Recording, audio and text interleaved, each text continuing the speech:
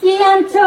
ডালিম আনছো? ডালিম ডালিম আনছি তোমার তো দিন চেহারা ছবি বদলে দিতেছে। অনার বলদের দুধ খেয়ে লাভ নাই।